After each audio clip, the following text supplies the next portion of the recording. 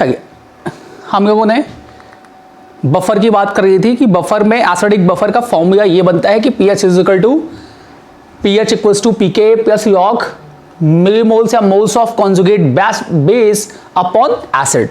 हम चाहे तो कॉन्सेंट्रेशन के टर्म में भी लिख सकते हैं कि pH equals to pK plus log of conjugate base upon acid.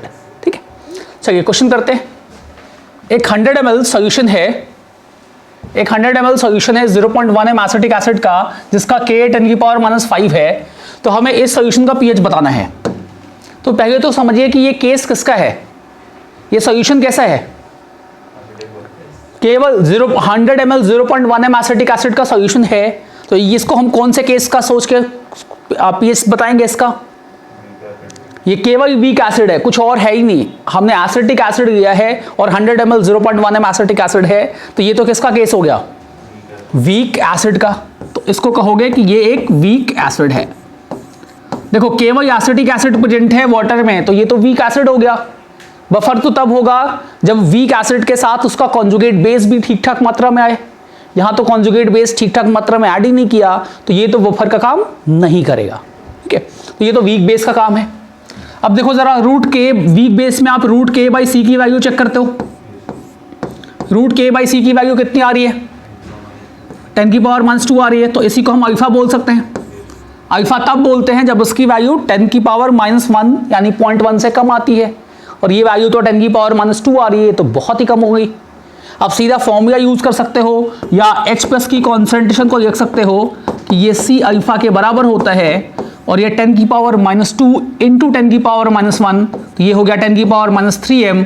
और यहाँ से pH को कह सकते हैं कि pH is negative log of 10⁻3, यानी pH की वैल्यू आ गई 3 के बराबर। ठीक है, तो एसिटिक एसिड के सॉल्यूशन का pH यहाँ पर 3 आ रहा है। अब देखिए नेक्स्ट क्वेश्चन पे हम आते हैं कि अगर हम इस सॉल्यूशन में NaOH ऐड करें, अगर हम इस सॉल्यूशन में NaOH ऐड करें, NaOH ऐड करें क्या होगा, NaOH को ऐड करोगे तो एसिड बेस रिएक्शन होगी। सॉल्यूशन देखो किसका है, तो 100 ml 0.1 m एसिटिक एसिड का सॉल्यूशन है, और इसमें ऐड कर रहे हैं हम NaOH, एसिड बेस रिएक्शन होगी। अब रिएक्शन में क्या होगा, तो एसिटिक एसिड किसका काम करेगा, ये क्या है, एसिड है, और NaOH क्या है, बेस। हाँ, तो एसिटिक एसिड प्लस NaOH इन दोनों के बीच में एसिड बेस रिएक्शन होगी, और एसिड बेस रिएक्शन के बाद ये सोडियम एसीटेट प्रोड्यूस करेगा और पानी प्रोड्यूस करेगा। अब देखो हमने NaOH के कितने मिलीमोल्स ऐड किए, हाँ ये एसिड बेस रिएक्शन है। एसिड बेस रिएक्शन हम मान के चलते हैं कि ऑलमोस्ट पूरी तरीके से फॉरवर्ड जाती है, तो हम इसमें इक्विलिब्रियम नहीं दिखाते। अभी देखो यही से स्टार्ट किया है। एसिटिक एसिड के मिलीमोल्स और NaOH के मिलीमोल गिनो। हमने एसिटिक एसिड के सॉल्यूशन में NaOH ऐड किया है, तो एसिटिक एसिड और NaOH आपस में एसिड बेस करेंगे।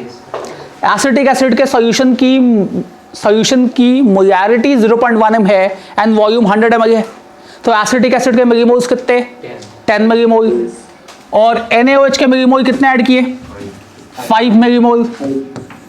अब देखो अगर तुम्हें एक रिएक्शन में 2 रिएक्टेंट के मोल्स पता होते हैं, तो नेट मोल्स कैसे कैलकुलेट करते हो, लिमिटिंग रिएजेंट से।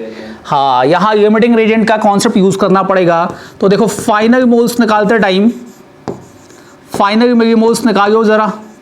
तो पहले बताओ यहाँ लिमिटिंग रिएजेंट कौन है, NaOH। ऐसा रिएजेंट जो रिएक्शन में पूरी तरीके से खत्म हो जाता है उसको कहते हैं कि वो लिमिटिंग रिएजेंट है। यहाँ ये 5 है या 10 है। बताने का तरीका होता है कि आप मोल्स को कोफिशिएंट से डिवाइड करो, तो 5/1 10/1। लिमिटिंग कौन होगा, NaOH, ये पूरी तरीके से खत्म होगा। और एसिटिक एसिड कितना बचेगा, 10 - 5 यानी 5 बचेगा। और सोडियम एसीटेट कितना बचेगा, बनेगा 5 मिलीमोल, हाँ ना। अब देखो अब जो NaOH को मिलाने के बाद जो सॉल्यूशन बनेगा उसमें एसिटिक एसिड है और एसीटेट आयन है, वीक एसिड है और उसी का कॉन्जुगेट बेस है। ये क्या है, ये तो बफर है, ये तो एसिडिक बफर है। हाँ है ना, वीक एसिड हो और उसी का कॉन्जुगेट बेस हो तो हम इसको कहते हैं कि ये एक एसिडिक बफर है। और इस एसिडिक बफर का पीएच कैसे बताओगे? इस एसिडिक बफर का पीएच बताना है तो pH equals to pKa plus log of millimoles of conjugate base upon millimoles of acid कर सकते हैं। देखिए कॉन्जुगेट बेस कौन है? Sodium acetate. सोडियम एसीटेट से बताओ एसीटेट आयन कितना आएगा? इसके 5 मिलीमोल तो 5, और एसिटिक एसिड के मिलीमोल 5, तो ये हो जाएगा pH इक्वल्स टू pKa कितना? pKa 5 plus log 5/5। log 5/5 कितना हो जाएगा? log 5/5 इज 1, ये 5/5 1 हुआ और log 1 इज 0, तो इसकी वैल्यू आ जाती है कि pH विल भी कितना? pH हो जाएगा 5। और ये सोल्यूशन कैसा है? नॉर्मल सोल्यूशन है या बफर सोल्यूशन है? ये एक एसिडिक बफर सोल्यूशन है, ये एक एसिडिक बफर बन जाएगा। ठीक है, चलिए अगर हम इसमें 75 ml 0.1 mNaOH ऐड कर दें ओरिजिनल सोल्यूशन में, ओरिजिनल सोल्यूशन में हम 75 ml 0.1 mNaOH ऐड करें, अभी भी क्या होगा? हाँ, अभी भी देखो एसिटिक एसिड और NaOH में एसिड बेस होगा, तो एसिटिक एसिड प्लस NaOH ये दोनों एसिड बेस खेलेंगे और एसिड बेस खेल के CH3COO Na बनाएंगे और वाटर बनाएंगे। अब देखो एसिटिक एसिड के मिलीमोल्स तो हमने पहले से बता रखा है कि 10 मिलीमोल होते हैं। NaOH के मिलीमोल कितने हो गए? इसके 10 हो गए, और NaOH के देखो 75 इंटू 0.1, 7.5 इंटू 10 की पावर 7.5 इंटू 0.1 यानी 7.5 मिलीमोल। अब बताओ यहां पर लिमिटिंग रिएजेंट कौन होना चाहिए? NaOH। और फाइनल मिलीमोल्स बताओ, ये पूरा खत्म, ये कितना बचेगा? 2.5, और कितना बनना चाहिए सोडियम एसीटेट? 7.5। बहुत बढ़िया। अब देखो इस सोल्यूशन में क्या क्या है? वीक एसिड है और उसका कॉन्जुगेट बेस भी ठीक ठाक मात्रा में है, तो क्या है ये? एसिडिक बफर है। वीक एसिड, एसिटिक एसिड और उसका कॉन्जुगेट बेस दोनों ठीक ठाक मात्रा में है, और हम इसको कहेंगे कि ये एक एसिडिक बफर है। और एसिडिक बफर का पीएच फिर से वही formula, pH equals to pKa। आप ये फॉर्मूला भी लिख सकते हो, log concentration of conjugate base upon concentration of acid. और अल्टीमेटली पता है कि क्या होगा? Moles upon volume, moles upon volume, और दोनों एक ही सोल्यूशन में प्रेजेंट है। दोनों भाई मिलाने के बाद एक ही सोल्यूशन में है, तो दोनों में जो टोटल वॉल्यूम आएगा वो कैंसिल होगा, moles by volume, moles by volume. तो अल्टीमेटली हम इसको लिखेंगे कि pKa इज 5 प्लस log। अब कॉन्जुगेट बेस के मिलीमोल्स लिखोगे 7.5 और वॉल्यूम लिखो V टोटल अपॉन 2.5, वॉल्यूम लिख दो V टोटल। क्या V टोटल कैंसिल हो रहा है? और 7.5 अपॉन 2.5 आ रहा है, तो ये क्या 5 प्लस log 3 होगा, और log 3 की वैल्यू 0.48, तो ये वैल्यू हो जाएगी 5.48। तो देखो pH चेंज कितना हुआ? 5.48। ध्यान से देखो, हमने जब 50 ml ऐड किया था तो pH हुआ था कितना? 5 हुआ था, है ना। हमने क्या किया कि 0.1 m का 25 ml और ऐड किया, मतलब 75 ml ऐड कर दिया, तो pH बढ़ के कितना हुआ? 0.48। pH 0.5 से बढ़ा है, केवल pH केवल 0.5 से बढ़ा है। हमने हमने NaOH कितना ज्यादा ऐड किया है, पर pH में चेंज क्या आ रहा है? बहुत कम आ रहा है। क्यों कम आ रहा है? क्योंकि इसने रेजिस्ट किया है pH चेंज को, और ये एक बफर सॉल्यूशन है। अगर हम 100 ml 0.1 NaOH ऐड कर देंगे, अब क्या होगा? हाँ, अब देखोगे कि एसिटिक एसिड और NaOH ये दोनों के दोनों पूरी तरीके से रिएक्ट कर जाएंगे। एसिटिक एसिड और NaOH ये रिएक्ट करके बना देंगे CH3COO Na और वाटर। मिलीमोल देखो, NaOH के मिलीमोल कितने? NaOH के मिलीमोल्स 10 आ रहे हैं और एसिटिक एसिड के मिलीमोल भी 10 है। फाइनल मिलीमोल देखो तो ये भी खत्म, ये भी खत्म, क्योंकि ये इसका 10 तो इसका 10, हाँ है ना। क्या बन जाएगा? केवल 10 मिलीमोल सोडियम एसीटेट रहेगा। इस टाइम पे सॉल्यूशन में कौन है? केवल सॉल्ट है, और सॉल्ट CH3COO माइनस प्रेजेंट है, और CH3COO माइनस की कॉन्सेंट्रेशन कितनी का हो गया? 10 मिलीमोल है, और टोटल वॉल्यूम कितना है? 100 तो ये था, और 100 एसिटिक एसिड भी था, तो वॉल्यूम कितना हो गया? 200। तो इसकी कॉन्सेंट्रेशन हो जाएगी 1/20 m। अब ध्यान से देखो, हमने एसिटिक एसिड का ओरिजिनल सॉल्यूशन लिया था जिसका वॉल्यूम था 100 ml 0.1 m। तो पहले से वॉल्यूम था एसिटिक एसिड का 100 ml, हमने इसमें 100 ml NaOH और ऐड कर दिया, तो टोटल वॉल्यूम मिलकर कितना हो गया? 200 ml। एसिटिक एसिड के मिलीमोल्स पहले से कितने? तो 100 × 0.1 दैट इज 10 मिलीमोल। तो एसिटिक एसिड के मिलीमोल्स थे 10 मिलीमोल। NaOH के मिलीमोल देखो कितने हैं? 10 मिलीमोल। दोनों के 10-10 मिलीमोल है।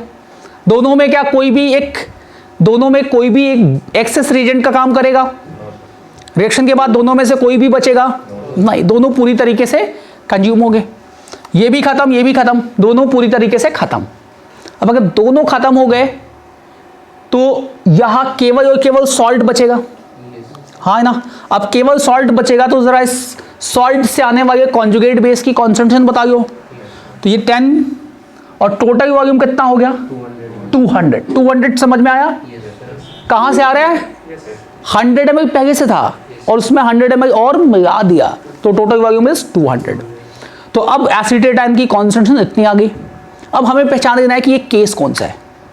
इसको क्या कहोगे? एनायनिक हाइड्रोलिसिस का केस है। या सेक्शन भले ही बफर का चल गया है, पर ये केस जो बन गया वो एनायनिक हाइड्रोलिसिस का केस है। Anionic hydrolysis. अब बताओ यहां पर इसका KH क्या होगा? हाइड्रोलिसिस कांस्टेंट क्या होता है? तो ये तो KW/K ऑफ एसिटिक एसिड हो जाएगा, और KW कितना?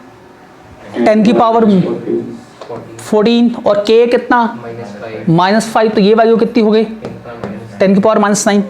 इसका हाइड्रोलिसिस कांस्टेंट बहुत ज्यादा है या बहुत कम है? बहुत कम है। क्या लग रहा है? डिग्री ऑफ हाइड्रोलिसिस अच्छा खासा आएगा या काफी कम आएगा? H की वैल्यू देखोगे, √KH/C की वैल्यू बहुत कम आएगी। ये समझ में आ रहा है बहुत कम कैसे आएगी? √KH/C की वैल्यू जब कैलकुलेट करोगे तो KH की वैल्यू 10 की पावर -9 है, और C की वैल्यू कितनी है? तो 1/20, हाँ है ना। तो ये हो जाएगा 2 × 10 की पावर -8 का स्क्वायर रूट, हाँ है ना। होगा? अब ये वैल्यू कितना? √2 × 10 की पावर -4। वैल्यू थोड़ी बहुत आ रही है, बहुत कम आ रही है? बहुत कम आ रही है। ठीक है। अब pH बता सकते हैं क्या? हम इसको, अब एनायनिक हाइड्रोलिसिस के बाद सॉल्यूशन का नेचर कैसा होता है? बेसिक होता है। तो हम इसको सीधा वीक बेस का केस इमेजिन कर रहे हैं, और वीक बेस का केस इमेजिन करके हम POH का फॉर्मूला लिख सकते हैं कि POH is half pKb minus EOC, हाँ है ना। pKb की वैल्यू हो जाती है सीधा 9, और log-C की वैल्यू कितनी? C की वैल्यू तो log 1/20। C यहां पर क्या होता है? जो बेस है, वीक बेस है, उसकी कॉन्सेंट्रेशन। यहां वीक बेस का काम कर कौन रहा है? एनायनिक हाइड्रोलिसिस में वीक बेस का काम एसीटेट आयन कर रहा है, और उसकी कॉन्सेंट्रेशन कितनी है? 1/20। तो C की जगह 1/20। अब बताओ POH कितना आ जाएगा? तो 1/2 9 प्लस log-20 कर दे इसको। अरे हाँ है ना। log-20 को क्या 1.3 लिख सकते हैं? 2 × 10 करोगे, 2 × 10, 2 × 10, तो उसको 1.3 लिख सकते हैं। log 2 प्लस log 10 1.3, यानी ये तो 10.3 होगा और ये वैल्यू आ जाएगी 10.3/2 यानी 5.15। pH कितना होगा?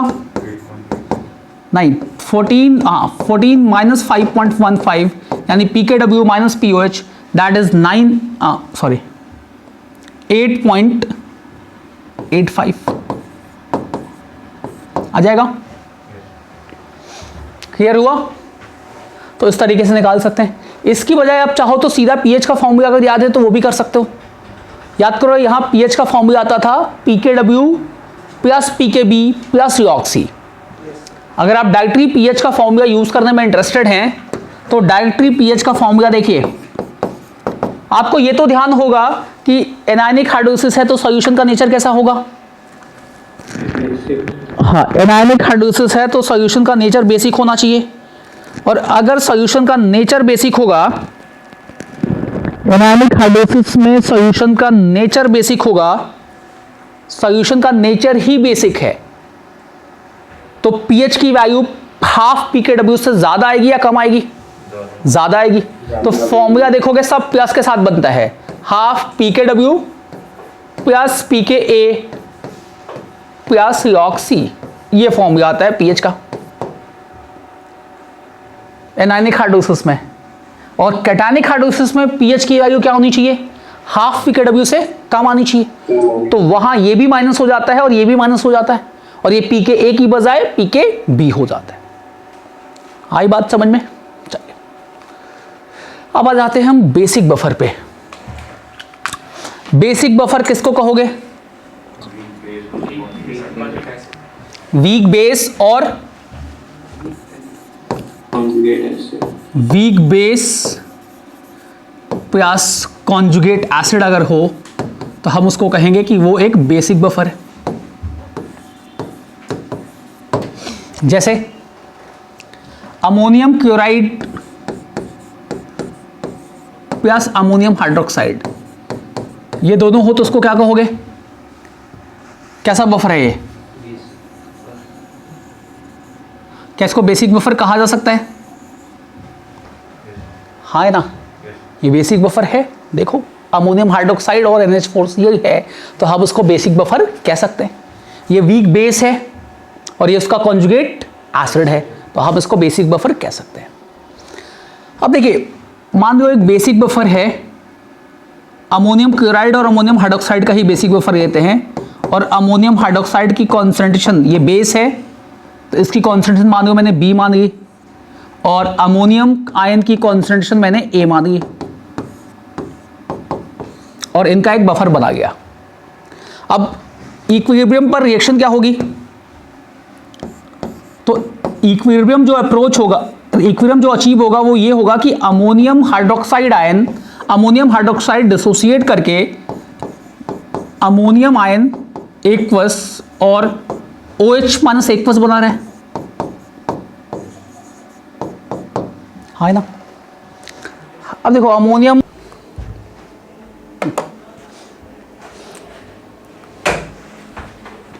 हेलो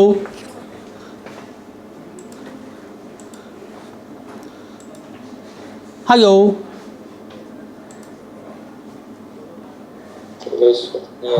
आवाज आ रही है? हाँ ठीक है।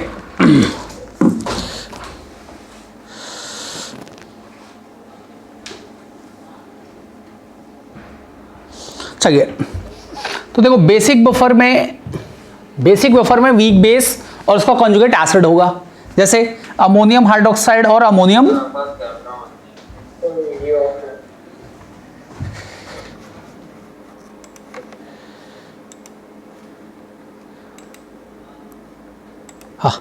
बेसिक बफर में वीक बेस होगा और उसका कॉन्जुगेट एसिड होगा और दोनों ठीक ठाक अमाउंट में होने चाहिए। ठीक ठाक मतलब है कि ऐसा ना हो कि एक बहुत ही कम है और इतना कम है कि हम उसको नेग्लेक्ट कर सकते हैं। दोनों ठीक ठाक अमाउंट में प्रेजेंट होने चाहिए। अब देखो अगर हम इसका Kb लिखें, इसका Kb तो इसका Kb क्या आएगा? Concentration of NH4 plus into concentration of OH minus upon concentration of NH4OH। अब देखो यहां पर OH माइनस की कॉन्सेंट्रेशन कितनी हो जाएगी, तो इधर मल्टीप्लाई करके देख लो। OH माइनस की कॉन्सेंट्रेशन हम बोल सकते हैं कि OH माइनस की concentration should be Kb into concentration of NH4OH upon concentration of NH4 plus, हाँ है ना। तो OH माइनस की कॉन्सेंट्रेशन को कह सकते हैं कि वो Kb into concentration of NH4OH upon concentration of NH4 plus. अब देखो अगर हमें यहां pOH बताना हो तो pOH is negative log of OH minus की कॉन्सेंट्रेशन, और हम अगर नेगेटिव लॉग लिए तो negative log of Kb into concentration of NH4OH upon concentration of ammonium ion, ये होना चाहिए। अब देखो नेगेटिव लॉग ए रहे हो तो इसको कह सकते हो लॉग ए इंटू दिस, ये पूरा टर्म एक साथ, तो हम इसको लिख सकते हैं कि pOH equals to PKB, negative log of Kb is PKB, और negative log of ammonium hydroxide की कॉन्सेंट्रेशन अपॉन अमोनियम आयन की कॉन्सेंट्रेशन। हम इसको ऐसा भी लिख सकते हैं क्या कि pH equals to PKB plus log of ammonium ion की कॉन्सेंट्रेशन अपॉन अमोनियम हाइड्रोक्साइड की कॉन्सेंट्रेशन, हाँ है ना। अब देखो अमोनियम हाइड्रोक्साइड क्या है और अमोनियम आयन क्या है, यहां पर ये कॉन्जुगेट एसिड है, यानी ऊपर में कॉन्जुगेट नीचे में बेस, हाँ है ना। वहां पर फॉर्मूला क्या था कि वहां पर फॉर्मूला था pH equals to PK plus log conjugate base upon acid. यहां बेसिक बफर है तो फॉर्मूला है pOH PKB प्लस लॉग ऊपर में कॉन्जुगेट एसिड अपॉन बेस। तो हम एक जनरल फॉर्मूला लिख सकते हैं कि pOH equals to PKB plus log of concentration of conjugate acid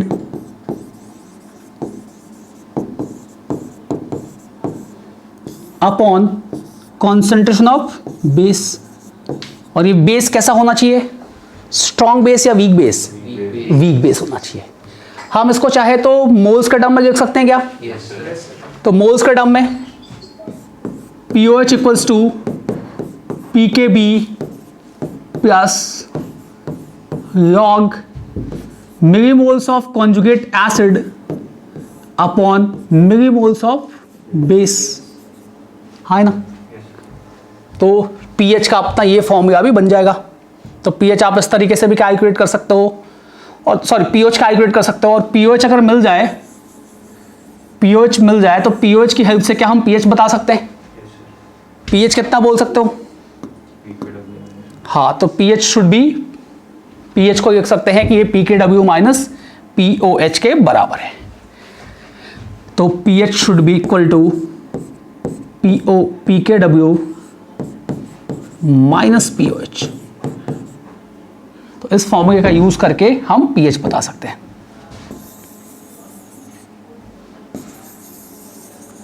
ठीक है, हो जाएगा। तो देखो फॉर्मूले एकदम दोनों बफर के केस में फॉर्मूले एकदम एक जैसे बन रहे हैं। ये फॉर्मूला और उधर वाला फॉर्मूला दोनों एकदम सिमिलर है। बेसिक बफर तो pOH equals to PKB plus log conjugate acid upon base. Acidic buffer तो pH equals to PKA plus log conjugate base upon acid. ठीक है, चलिए क्वेश्चन करते हैं कि एक 100 ml 0.1 m NH4OH है और इसका Kb है 10 की पावर -5 के बराबर। तो हमें इस सॉल्यूशन का pH बताना है। कैसे बताएंगे? तो केस समझेंगे। केस क्या है? ये किसका केस है? हाँ, ये वीक बेस का केस है। अभी तक कुछ भी ऐड नहीं किया, तो ये केस वीक बेस का है। और वीक बेस में सबसे पहले आप रूट के बी बाई सी चेक करते हो। रूट के बी बाई सी देखो कितना आ रहा है, -2। ये 0.1 से कम आ रहा है क्या? यानी इसको हम वीक बेस का अल्फा कह सकते हैं। और अगर ये अल्फा है, इसको कह सकते हैं, तो OH माइनस की कॉन्सेंट्रेशन को क्या कहोगे? C alpha. और ये सी की वैल्यू 10 की पावर -1 और अल्फा की वैल्यू 10 की पावर -2, तो ये हो गया 10 की पावर -3। हाँ है ना? तो ये आ गया 10 की पावर -3। अब देखो POH कितना कहोगे? POH इज, हाँ, negative log of OH minus की कॉन्सेंट्रेशन दैट इज 10 की पावर -3, तो POH इक्वल्स टू 3। और pH कैसे बता दोगे? 14 से माइनस करोगे तो pH की वैल्यू आ जाएगी 11। तो करेक्ट आंसर शुड बी 11। ये वीक एसिड है या बेस है? ये क्या है? बेस है, और इसका pH आ रहा है 11 के बराबर। चलिए अब इस बेस में ऐड करते हैं हम HCl। हमने ऐड किया 25 ml 0.1 m HCl। अगर हम HCl ऐड करें तो क्या होना चाहिए? रिएक्शन होगी, एसिड और बेस की रिएक्शन होगी। तो NH4OH एक्वस प्लस HCl, ये बताओ रिएक्ट करके क्या बनाएंगे दोनों? NH4Cl plus H2O। अब हमें क्या करना चाहिए? हाँ, दोनों के मिलीमोल्स निकाल के और फिर हमें लिमिटिंग रिएजेंट को चेक करना चाहिए। बताओ NH4OH के मिलीमोल कितने? 10 मिलीमोल। और HCl के मिलीमोल 2.5। फाइनल मिलीमोल देखो, फाइनल मिलीमोल्स कितने बच रहे हैं? तो ये तो लिमिटिंग रिएजेंट पूरा खत्म। ये कितना बचेगा? 7.5। और NH4Cl कितना बनेगा? 2.5। अब केस पहचानो कि ये केस क्या है? बेसिक बफर है, हाँ है ना? अब बेसिक बफर है तो हम POH का फॉर्मूला यूज करेंगे कि ये तो PKB प्लस लॉग ऑफ किसका? तो मिलीमोल्स ऑफ कॉन्जुगेट एसिड। ध्यान रखना, कॉन्जुगेट एसिड कौन है? तो ammonium ion upon weak base NH4OH। आप देखो जरा, हमें यहां पर KB मेंशन है 10 की पावर -5। तो बताओ PKB कितना होगा? PKB is negative log of 10 की पावर -5, यानी PKB शुड भी कितना? 5। PKB की वैल्यू 5 आनी चाहिए। और log ammonium ion, ammonium ion की कॉन्सेंट्रेशन, अमोनियम आयन के मिलीमोल 2.5 अपॉन अमोनियम हाइड्रोक्साइड कितना? 7.5, यानी कितना हो गया ये? log 1/3। चलिए POH इज इक्वल टू हो गया 5 प्लस log 3। हमें क्या? log 1/3। और हमें क्या बताना है? pH बताना है। तो pH कैसे बताओगे? 14 माइनस करोगे, 14 माइनस POH, तो 14 माइनस 5 माइनस log 1/3। अब देखो log 1 माइनस log 1/3 को प्लस log 3 कर सकते हैं, हाँ है ना? तो ये क्या हो जाएगा? 14 माइनस 5 यानी 9 माइनस log 3, हाँ है ना? Sorry, 9 plus log 3। और log 3 की वैल्यू कितनी? 0.48, यानी pH कितना आ जाना चाहिए? 9.48। पहले pH 11 था, अभी pH कितना हो गया? 9.48। पहले बफर था या वीक बेस था? वीक बेस था। वीक बेस में जब हमने 25 ml ऐड किया तो देखो pH कितने से चेंज हुआ है? 11 से 9.48 आ गया है, यानी 1.52 से चेंज हुआ है, हाँ है ना? अब ये क्या बन चुका है? बफर बन चुका है। अब इसमें और 25 ml ऐड करते हैं, देखते हैं। और ऐड करते हैं 25 ml, तो ये 50 ml ऐड करते हैं। अब 50 ml ऐड किया, मतलब टोटल 50 ml ऐड किया। टोटल जैसे ही 50 ml ऐड करोगे क्या देखने को मिलेगा? रिएक्शन होगी, और रिएक्शन के बाद क्या देखने को मिलेगा हमें? रिएक्शन के बाद देखोगे हमने NH4 प्लस NH4OH के मिलीमोल कितने लिए? 10, और HCl कितना ऐड कर रहे हैं? 5। तो NH4OH प्लस HCl ये क्या बनाना चाहिए? NH4Cl प्लस वाटर बनाना चाहिए, और ये क्या बन जाएगा? ये देखो, ये 5 मिलीमोल और ये कितना? 10 मिलीमोल। फाइनली क्या होना चाहिए? फाइनली क्या बनना चाहिए? हाँ, फाइनली क्या बनना चाहिए? तो ये 5 बन जाएगा, ये 5 बच जाएगा और ये 5 बन जाएगा। कॉन्जुगेट एसिड के 5 मिलीमोल और बेस के भी 5 मिलीमोल, दोनों के मिलीमोल बराबर, और दोनों के मिलीमोल बराबर है, तो ये बताओ ये कैसा काम करेगा? ये तो बफर का ही काम है। और POH कितना? तो PKB plus log millimoles of conjugate acid upon millimoles of weak base। अब देखो PKB तो 5 है, प्लस ये दोनों की वैल्यू भी क्या आ गई? 5 and 5, तो log 5/5 that is 0, log 1 is 0, तो pOH की वैल्यू कितनी आ गई? 5 आ गई, यानी pH कितना आ गया? 9 आ गया।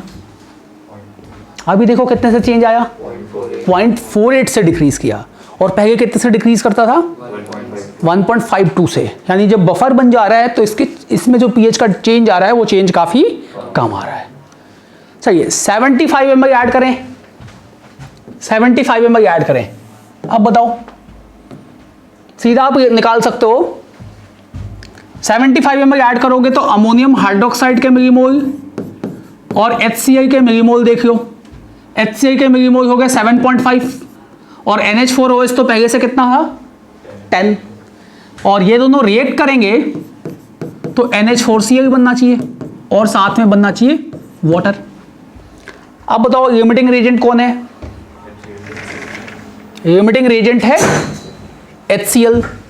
HCl पूरी तरीके से खत्म, और ये बच जाएगा 2.5, और NH4Cl कितना बन जाएगा? 7.5। सही है। आप pH का सीधा pH equals to PKB, sorry pOH equals to PKB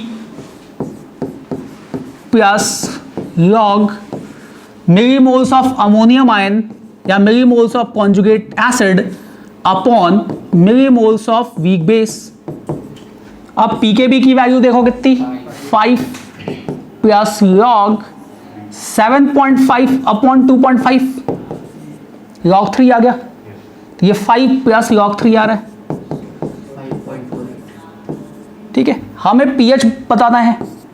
14 से माइनस करें, तो 14 से माइनस करोगे तो 14 माइनस 5 माइनस log 3, तो ये वैल्यू कितनी? 9 माइनस 0.48, 8.52। फिर से pH कितने से डिक्रीज किया? 0.48 से।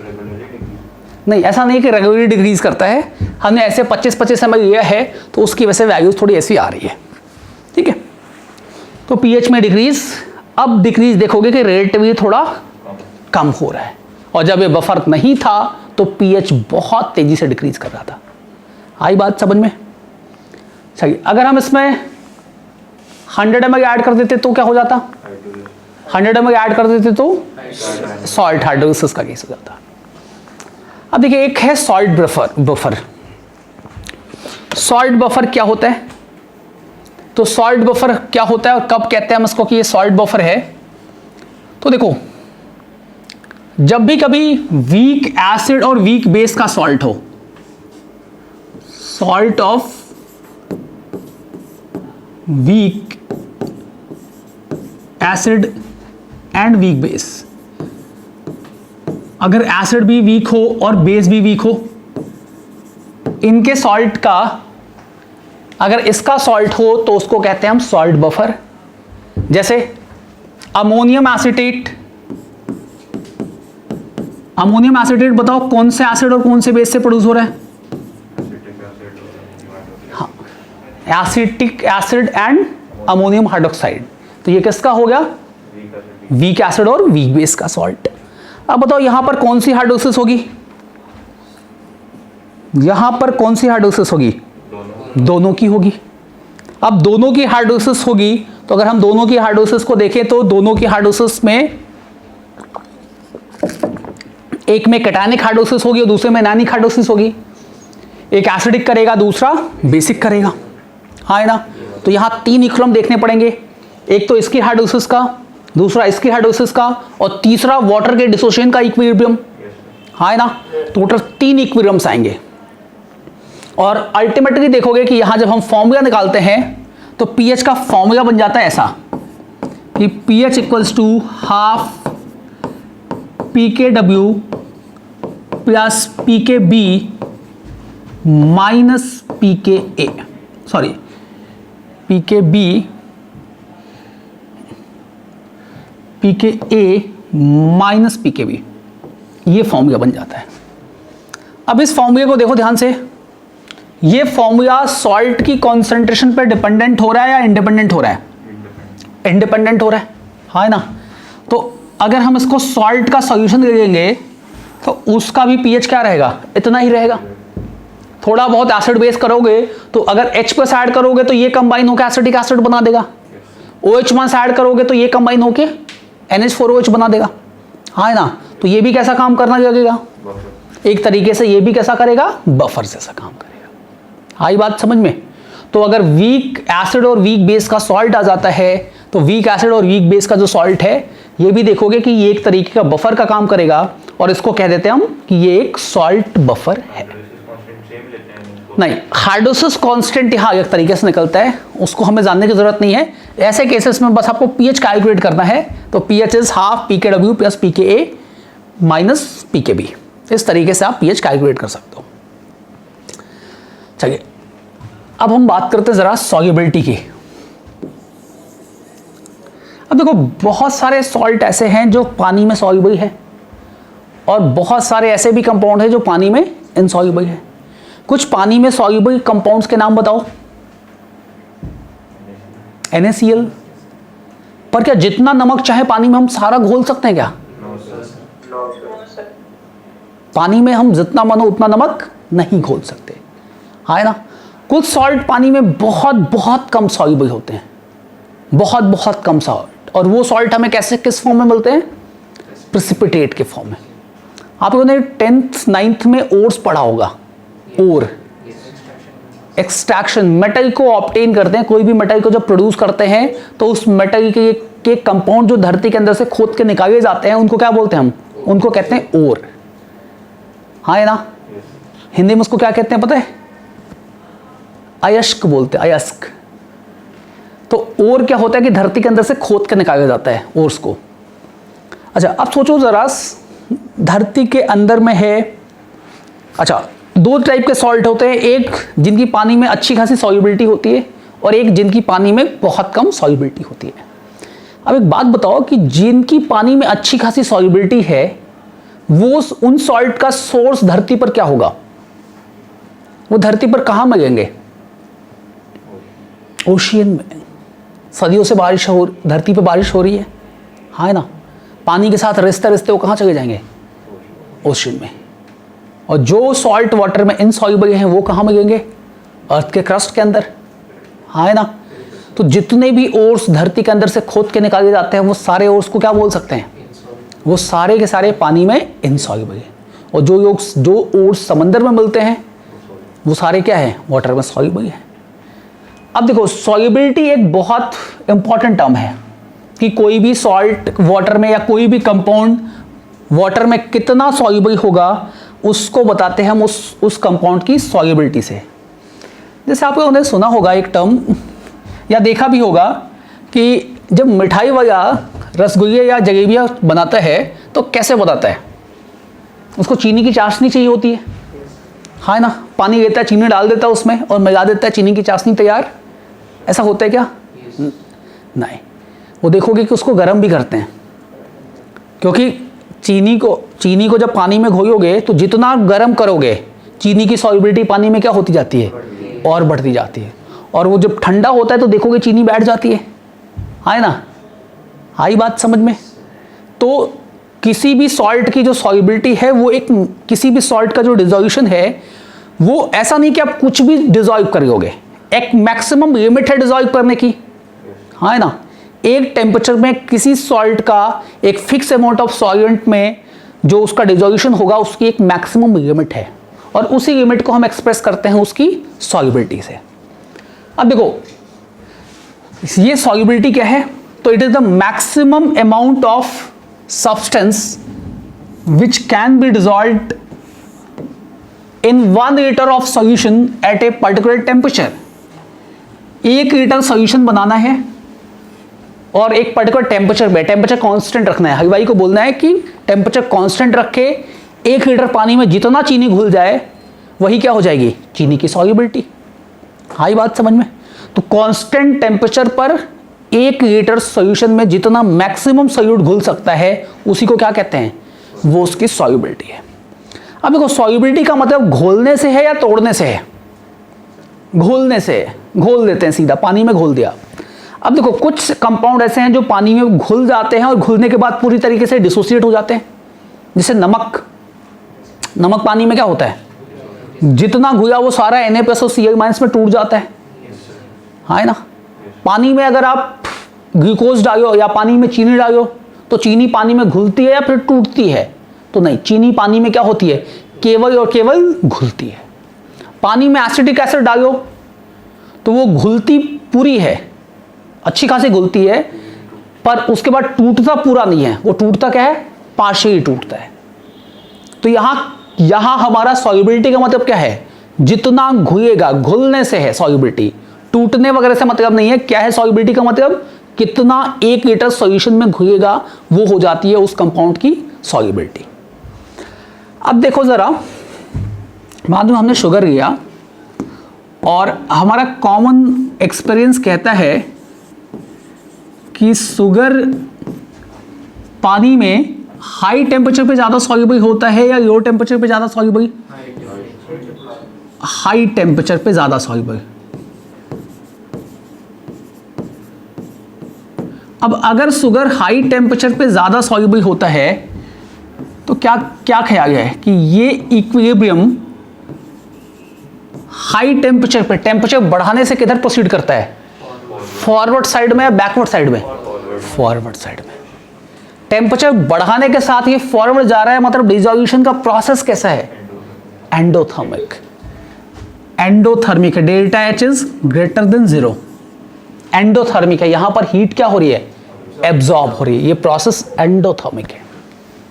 आई बात समझ में? तो शुगर को वाटर में डिसॉल्व करोगे तो ये प्रोसेस एंडोथर्मिक होगा। कुछ ऐसे भी प्रोसेस हैं जो एक्सोथर्मिक है, जो बहुत ज़्यादा एक्सोथर्मिक है। जैसे आपको लैबोरेटरी में मना किया जाता है कि कभी भी सल्फ्यूरिक एसिड अगर कॉन्सेंट्रेटेड है तो उसको छेड़ना नहीं है।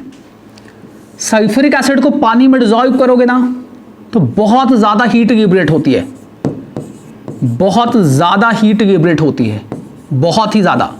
तो अगर हम सल्फ्यूरिक एसिड को एक्सेस वाटर में डिसॉल्व करें तो ये H2SO4 एक्वस बनाता है, और ये देखोगे कि इस प्रोसेस में थोड़ी बहुत नहीं, बहुत ज़्यादा हीट लिबरेट होती है। आप लोग बताओ कि सल्फ्यूरिक एसिड का अगर सॉल्यूशन बनाना है तो हम पानी में drop by drop sulphuric acid add करके बनाते हैं या फिर सल्फ्यूरिक एसिड में पानी ऐड करके बनाते हैं? सुनने में तो दोनों एक ही जैसा लगता है, किसी को किसी में खोलो, पर करते क्या है, पानी में H2SO4 डालते हैं। पानी में जब ड्रॉप बाय ड्रॉप H2SO4 डालोगे तो हीट रिलीज होगी, और उस हीट रिलीज को कौन लेगा, पानी लेगा।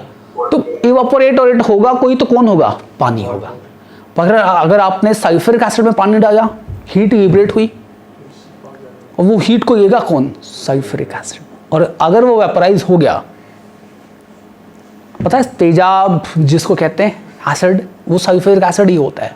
काफ़ी कम कॉन्सेंट्रेटेड होता है सल्फ्यूरिक एसिड, तो हम उसको तेजाब कहते हैं।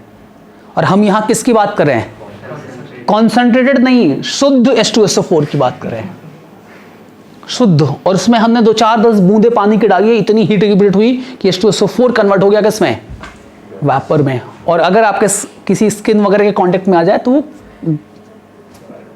गला देगा उसको। H2SO4 बहुत बहुत स्ट्रॉन्ग डिहाइड्रेटिंग एजेंट है, तो इसीलिए क्या करते हैं, पानी में drop by drop H2SO4 add करके उसका सॉल्यूशन बनाते हैं। हाँ, P4O10 और पावरफुल डिहाइड्रेटिंग एजेंट है। अब यहां का डेल्टा H कैसा है, तो delta H is less than 0, process high exothermic है। तब बताओ ये डिसोल्यूशन का इक्विलिब्रियम क्या होगा, टेम्परेचर बढ़ाएंगे तो कहां शिफ्ट होगा, बैकवर्ड शिफ्ट होगा। तो कोई भी सॉल्ट या कोई भी सब्सटेंस को जब वाटर में डिसॉल्व करते हो तो उसकी सॉल्युबिलिटी टेम्परेचर से अफेक्ट होती है, हाँ है ना, उसकी सॉल्युबिलिटी टेम्परेचर से अफेक्ट होती है। तो किसी पर्टिकुलर टेम्परेचर पे किसी भी सब्सटेंस का जो मैक्सिमम अमाउंट डिसॉल्व किया जा सकता है इन 1 लीटर सॉल्यूशन, उसी को क्या कहते हैं कि वो उसकी सॉल्युबिलिटी है। अब देखो, अगर हम S को कह रहे हैं कि S is the molar solubility, S जो है वो उस कंपाउंड की सॉल्युबिलिटी है और उसको एक्सप्रेस कर रहे हैं मोलर सॉल्युबिलिटी जैसे। मोलर सॉल्युबिलिटी मतलब कितना मोल कितने लीटर में डिसॉल्व हो रहा है, तो S को कह रहे हैं कि क्या है ये मोलर सॉल्युबिलिटी, और इसको लिखोगे कैसे, तो मोल पर लीटर जो डिसॉल्व होगा उसको कहेंगे कि वो उस कंपाउंड की मोलर सॉल्युबिलिटी है। अब मान लो किसी सॉल्ट की बात करते हैं, सॉल्ट। अब देखो सॉल्ट्स जो हैं, जैसे मान लो एक AXBY टाइप का सॉल्ट है, तो देखोगे कि ये 2 स्टेप में सॉल्युबिलिटी जो होती है, तो सॉल्युबिलिटी का मतलब है कि इसका कितना डिसॉल्व हुआ, इसका क्या हुआ, कितना डिसॉल्व हुआ। तो जो भी डिसॉल्व होता है वो देखोगे AXBY एक्वस फॉर्म में जाता है। और सॉल्ट्स के केस में ये जो एक्वस आयन बनता है, ये एक्वस आयन देखेंगे कि नॉर्मली पूरी तरीके से टूट जाता है पॉजिटिवली चार्ज आयंस में AYNB-X आयन में। तो देखोगे कि सॉल्ट्स के केस में ये जो सॉल्ट बना, डिसॉल्व हुआ जो सॉल्ट, वो सॉल्ट पूरी तरीके से डिसोसिएट भी हो जाता है। तो अगर आप सॉल्ट्स को वाटर में डिसॉल्व करोगे तो सामान्यतः ऐसा होता है कि सॉल्ट क्या हुआ, डिसॉल्व होता है, और जितना डिसॉल्व हुआ नॉर्मली क्या हो जाता है, वो पूरी तरीके से डिसोसिएट हो जाता है। अब अगर वो पूरी तरीके से डिसोसिएट हो गया तो हम क्या कह सकते हैं, हम इसको सीधा सीधा इसके बराबर लिख दें कि ये जो भी बना वो क्या हुआ, इसमें कन्वर्ट हो गया, हाँ ना, जो भी बना ये क्या हुआ, ये सीधा इसमें कन्वर्ट हो गया। तो हम इसकी सॉल्युबिलिटी को ऐसा लिख लेते हैं कि ये सीधा यहां से यहां कर देते हैं। अब मान लो यहां पर इस सॉल्ट की molar solubility S equals to molar solubility of salt. अब अगर मोलर सॉल्युबिलिटी S है तो ये बताओ इसका मतलब क्या हुआ, यहां पर बेसिक मतलब क्या हुआ कि इसका 1 लीटर में कितना मोल डिसॉल्व होगा, S मोल। और इसका अगर S मोल डिसॉल्व होता है तो ये कितना बनना चाहिए, S मोल बनना चाहिए। अब अगर ये 100% डिसोसिएट हो रहा है तो ये कितना बनना चाहिए, XS बनना चाहिए, और ये कितना बनना चाहिए, YS बनना चाहिए। और अगर बोला जाए कि ये 100% डिसॉल्व नहीं हो रहा है, 100% डिसोसिएट नहीं हो रहा है, ये 50% डिसोसिएट हो रहा है, तो डिसॉल्व हुआ, इसकी सॉल्युबिलिटी S है, ये डिसॉल्व कितना मोल, 1 लीटर में कितना मोल डिसॉल्व होगा, S मोल डिसॉल्व होगा। ये कितना बनेगा, S बनेगा, और ये कितना बनेगा, XS/2, और ये कितना बनेगा, YS/2। तो सॉल्युबिलिटी का मतलब डिसॉल्व होने से है, ना कि डिसोसिएट होने से है। तो इसकी सॉल्युबिलिटी अगर S है तो ये S मोल पर लीटर डिसॉल्व होगा। हम इसको ऐसे भी लिख सकते हैं कि अगर ये पूरा डिसोसिएट हो जाता है तो हम लिख सकते हैं कि AXBY सॉलिड ये पूरी तरीके से अगर डिसॉल्व हो गया तो हम लिखेंगे कि ये XAY प्लस YBX माइनस। अब देखो अगर हम इसको कह रहे हैं कि जो भी डिसॉल्व हुआ वो पूरा डिसोसिएट हो गया, हम ऐसा मान लेते हैं, और S इसकी मोलर सॉल्युबिलिटी है, तो बताओ ये कितना बनना चाहिए, XS बनना चाहिए, और ये कितना बनना चाहिए, YS।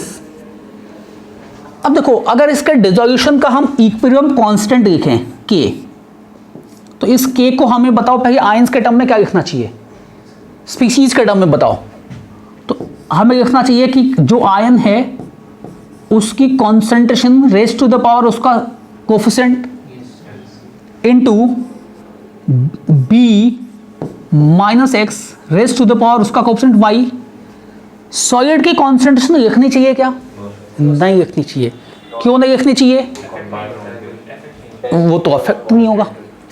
तो देखो सबसे पहले तो ये तो एक इक्विलिब्रियम कांस्टेंट है। इक्विलिब्रियम कांस्टेंट किसका इक्विलिब्रियम कांस्टेंट है? ये सॉल्युबिलिटी का, है ना। तो सॉल्युबिलिटी का इक्विलिब्रियम कांस्टेंट है तो उसको नाम लिखो Ks। और देखो आ क्या रहा है, किसके बराबर आ रहा है? तो ये आयंस की कॉन्सेंट्रेशन के प्रोडक्ट के बराबर आ रहा है। और अगर ये आयंस की कॉन्सेंट्रेशन के प्रोडक्ट के बराबर आ रहा है तो इसको कहोगे कि KSP, यानी सॉल्युबिलिटी प्रोडक्ट भी कहा जाता है। अब बताओ ये सॉल्युबिलिटी प्रोडक्ट क्या ये एक इक्विलिब्रियम कांस्टेंट है? तो हाँ, ये इक्विलिब्रियम कांस्टेंट है। और किसका इक्विलिब्रियम कांस्टेंट है? तो सॉल्ट के डिसोल्यूशन का इक्विलिब्रियम कांस्टेंट है। आई बात समझ में? तो सॉल्ट के डिसोल्यूशन का इक्विलिब्रियम कांस्टेंट है। अब बताओ ये इक्विलिब्रियम कांस्टेंट किस पे डिपेंडेंट होता है? केवल टेम्परेचर पे डिपेंडेंट होता है, हाँ ना। यानी सॉल्ट की सॉल्युबिलिटी किस पे डिपेंडेंट रहेगी? एक तरीके से टेम्परेचर पे डिपेंडेंट रहेगी। तो इसलिए हमने टेम्परेचर को क्या माना था? एक कांस्टेंट टेम्परेचर पे हम सॉल्ट की सॉल्युबिलिटी की बात कर रहे थे। अब देखो हम इसको लिख सकते हैं कि KSP इक्वल्स टू, इसकी कॉन्सेंट्रेशन XS है, XX की पावर X, और ये हो जाएगा YS की पावर Y, है ना। एक साथ क्या कर दें? X की पावर X और Y की पावर Y, X की पावर X और Y की पावर Y। S की पावर बताओ मुझे कितना हो रहा है? X प्लस Y, है ना। अब जरा फिर से गौर करो, X क्या है, Y क्या है? X किसका नंबर है? A का। Y किसका नंबर है? B का। तो जितने इस आयंस इससे बनेंगे उन आयन का समेशन है X प्लस Y, है ना। और क्या करना है? X की पावर X और Y की पावर Y। आई बात समझ में? पक्का? तो देखो अगर किसी भी सॉल्ट की वाटर में सॉल्युबिलिटी बतानी है, सॉल्ट, और हमें molar solubility in pure water पता है, ये वाटर में इसकी सॉल्युबिलिटी है, अभी और कुछ एडेड नहीं है, केवल हम इसको पानी में घोल गए हैं, शुद्ध पानी में घोल गए हैं, तो इसकी सॉल्युबिलिटी कितनी पता है अपने को? S पता है। तो KSP इक्वल्स टू X की पावर X, Y की पावर Y और S की पावर X प्लस Y। ये जो यहां जब डिसॉल्व हो गया वो पूरी तरीके से डिसोसिएट हो जाता है, ऐसा मानते हैं। जैसे देखोगे इलेक्ट्रोलाइट्स के केस में क्या होता है कि कंप्लीट डिसोसिएट होते हैं। इलेक्ट्रोलाइट जो डिसॉल्व हो गया वो पूरी तरीके से डिसोसिएट हो जाता है। अब देखिए जरा, अगर सॉल्ट AgCl हो,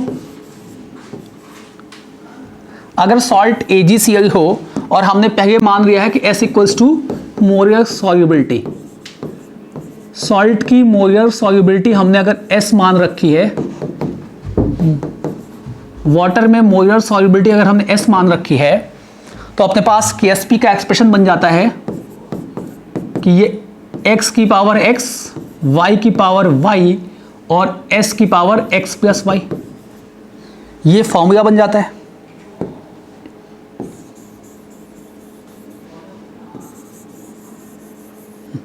अब देखो इस फॉर्मूले को देखो, अब अगर हमें सॉल्ट मिल जाए AgCl इस टाइप का हो, तो इसका KSP S के टर्म में क्या लिखोगे? तो यहां Ag 1 है, Cl भी 1 है, तो 1 की पावर 1 इंटू 1 की पावर 1, और S की पावर क्या करोगे? 1 प्लस 1, हाँ ना।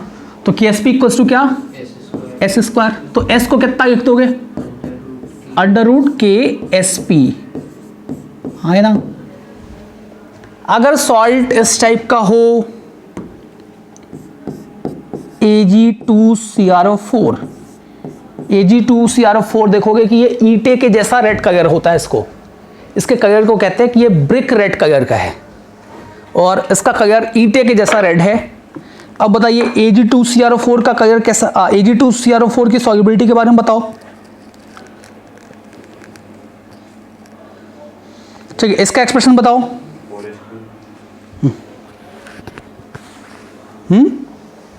क्या होगा ये? KSP को क्या लिखना चाहिए हमें? तो ये Ag का नंबर 2 है, हाँ ना। तो 2 की पावर 2 और CrO4 2 CrO4 एक सिंगल आयन है। इस आयन का नाम पता है क्या होता है? क्रोमेटाइन।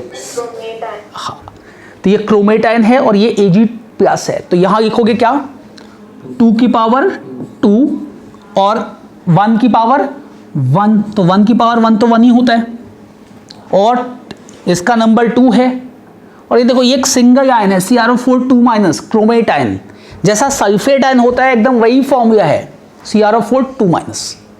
ठीक है, तो ये हो जाएगा 2s की पावर 2 + 1, यानी 2 की पावर 2 दैट इज 4s³। तो यानी s क्या बोल सकते हो, s की वैल्यू बताओ यहां से, Ksp/4 का क्यूब रूट। सही है। अब देखो अगर इस टाइप का सॉल्ट हो Al2 या As2S3 टाइप का सॉल्ट हो,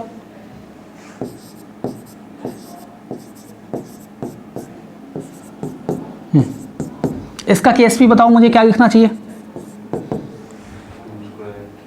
2 का पावर 2, 3 की पावर 3 और s की पावर 5। 2 की पावर 2 इज 4, 3 की पावर 2 इज 3 का स्क्वायर 9, 27 इंटू 4 108, तो ये हो जाएगा 108 s की पावर 5। s कितना हो जाएगा, तो 5th root of Ksp/108। Clear है। पर यहां किस में डिसॉल्व करने की बात करें, केवल वाटर, और कहीं से कोई भी और आयन नहीं है, केवल पानी में डिसॉल्व करने की बात कर रहे हैं। ठीक है, समझ में आया सबको। चलिए क्वेश्चन पे आते हैं। The solubility of calcium carbonate is 0.03 grams पर लीटर। क्वेश्चन को ध्यान से पढ़ो, सॉल्युबिलिटी कितनी है, 0.03 ग्राम पर लीटर। सॉल्युबिलिटी तुम्हें मोल में नहीं दे रखी है, किस में दे रखी है, ग्राम पर लीटर में।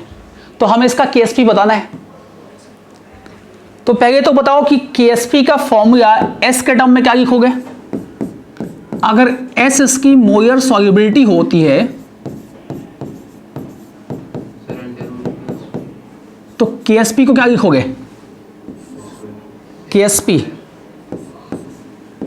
तो देखो कैल्शियम कार्बोनेट से एक कैल्शियम 2+, हाँ है ना, और कितना कार्बोनेट आयन, एक कार्बोनेट आयन, तो ये होना चाहिए s की पावर 1 + 1 यानी 2, हाँ है ना, और s क्या है यहां पर, molar solubility.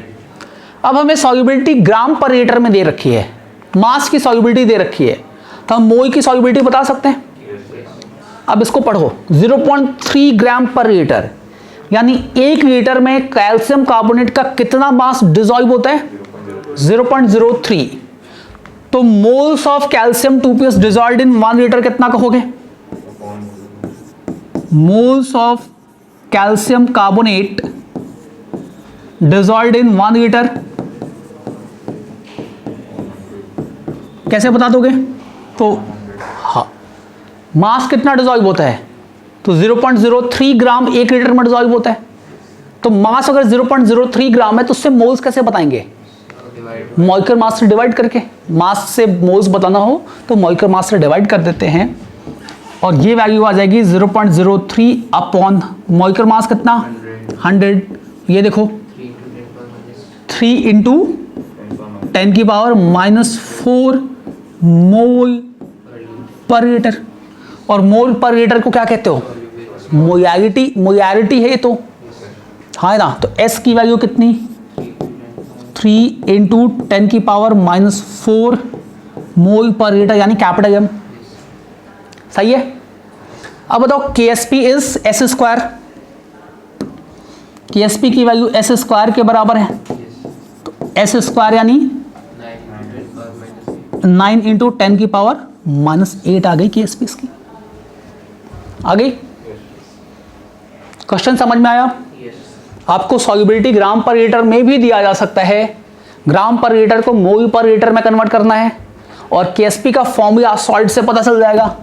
Salt calcium carbonate है तो Ksp क्या होना चाहिए, S इंटू एस यानी एस स्क्वायर के बराबर, और यहाँ से हम S बता सकते हैं, यहाँ से हम S की वैल्यू निकाल के इसमें पुट करके KSP बता सकते हैं। करेक्ट है? वाटर में ही डिसॉल्व हो रहा है। हाँ, वाटर में ही डिसॉल्व हुआ है, अभी कुछ भी मेंशन नहीं है तो वाटर में ही डिसॉल्व करें। अभी बात करेंगे उसकी। Calculate solubility product of AgCl if it's saturated solution contain इतना मिलीग्राम पर लीटर ऑफ AgCl। क्वेश्चन को ध्यान से सुनना। सैचुरेटेड सॉल्यूशन एक टर्म आ रहा है, जैसे होता ना कि यार क्लास में 1.5 घंटे पौने 2 घंटे की क्लास है और 1 घंटे पढ़ने के बाद लगता है अब दिमाग में कुछ नहीं जा रहा है, हम क्या बोलते हैं, एकदम सैचुरेट हो गए। 1 घंटे के बाद तो क्या पढ़ा है, दिमाग में कुछ घुसा ही नहीं, क्या सॉल्युबिलिटी और क्या KSP कुछ नहीं गया कहते हैं। तो उसी को सैचुरेट का मतलब है कि अब बस हो गया, इससे ज़्यादा और नहीं जाएगा, उसी को कहते हैं कि वो सैचुरेट हो गया। तो ऐसा सॉल्यूशन जिसमें मैक्सिमम अमाउंट ऑफ सॉल्यूट जो डिसॉल्व हो सकता है उतना डिसॉल्व कर दिया है, उसको क्या कहोगे, वो सैचुरेटेड सॉल्यूशन है। मतलब मैक्सिमम जो डिसॉल्व हो सकता है वो सब डिसॉल्व हो चुका है। तो यहां S क्या कहोगे, S को क्या कहोगे, तो ये 1.435 मिलीग्राम है, तो 10⁻³ ग्राम पर लीटर है। अब ग्राम पर लीटर में सॉल्युबिलिटी पता है, हम क्या करें इसको मोल पर लीटर में, ग्राम पर लीटर में सॉल्युबिलिटी पता है तो हम इसको मोल पर लीटर में करें। तो मोल पर लीटर में सॉल्युबिलिटी कैसे बताओगे, divided by molar mass of AgCl कितना होता है। हाँ, तो देखो Ag का 108 होता है पता है, और Cl का 35.5, तो ये ग्राम पर 143.5 ग्राम पर मोल, तो इससे डिवाइड कर दो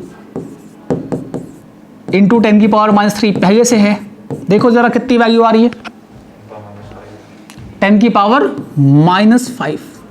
इससे डिवाइड करोगे या 1.435 से 100 बार इसको कैंसिल किया जा सकता है।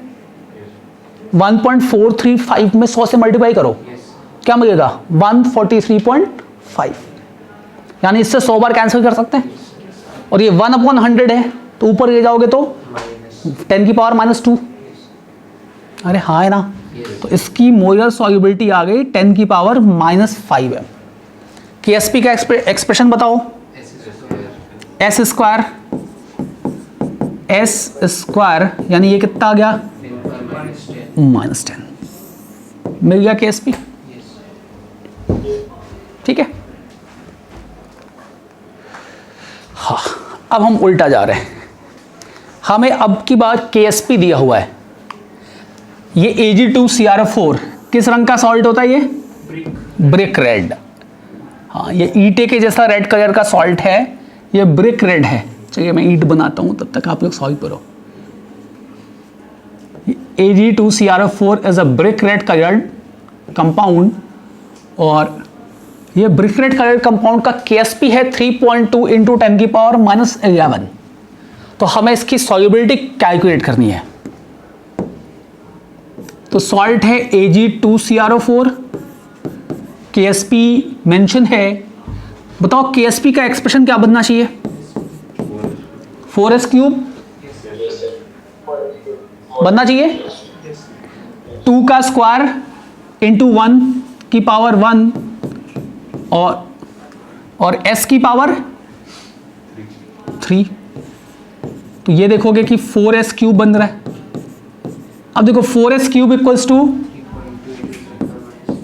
हाँ अब देखो कभी भी ऐसा करो ना तो जितना डेसिमल है सबको पावर में लेते जाओ, पावर में एडजस्ट करो, तो इसको क्या कहोगे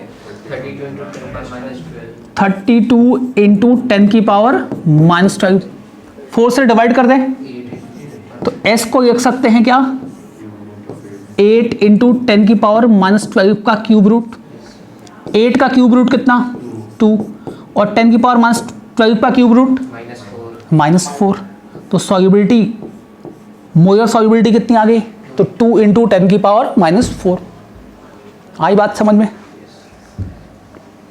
अब अगर तुम्हें सॉल्युबिलिटी ग्राम पर लीटर में पूछी जाती तो मोयर मास से मल्टीप्लाई करके कैलकुलेट कर देते, तो इनटू मोयर मास कर देते करते तो हमें सॉल्युबिलिटी मिल जाती। आई बात समझ में? ठीक है, चलिए नेक्स्ट, फटाफट ट्राई करिए।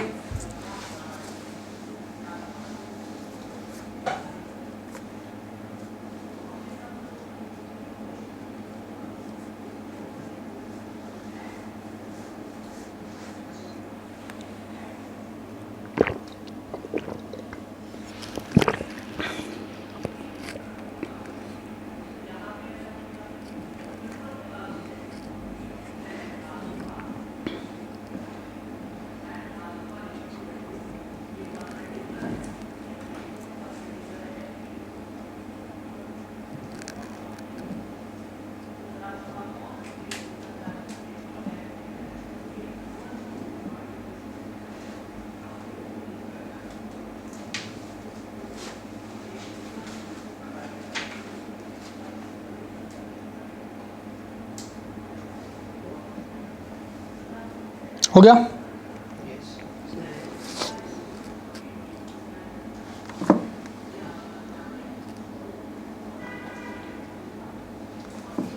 देखिए पहले वाले में देखो बड़ा फैंसी सा सॉल्ट है, जर्कोनियम फॉस्फेट बोलते हैं इसको। KSP कितना कहोगे? 3 की पावर 3 और 4 की पावर 4 और S की पावर 7, यानी कितना? 27 इंटू 4 की पावर 4 16 का स्क्वायर होता है 256, तो 256 इंटू S की पावर 7, हाँ ना, इतनी वैल्यू आ जाएगी KSP। यहाँ पर KSP क्या कहोगे? 3 की पावर 3, 3 की पावर 3, 2 की पावर 2, S2 की पावर 3 3 6 और 2 8, यानी 9 इंटू 9 27 इंटू 27 729 इंटू 4